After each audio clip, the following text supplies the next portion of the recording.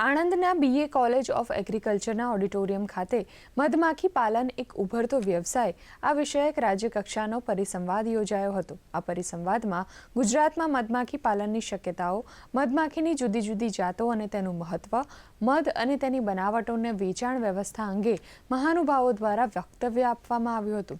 આ પ્રસંગે સંયુક્ત બાગાયત નિયામક G.R. Patel, doctor J.M. તુવાર સહિત બાગાયત વિભાગના અધિકારીઓ, કર્મચારીઓ તથા મધમાખી પાલનના વ્યવસાય સાથે સંકળાયેલ લોકો ઉપસ્થિત રહ્યા હતા।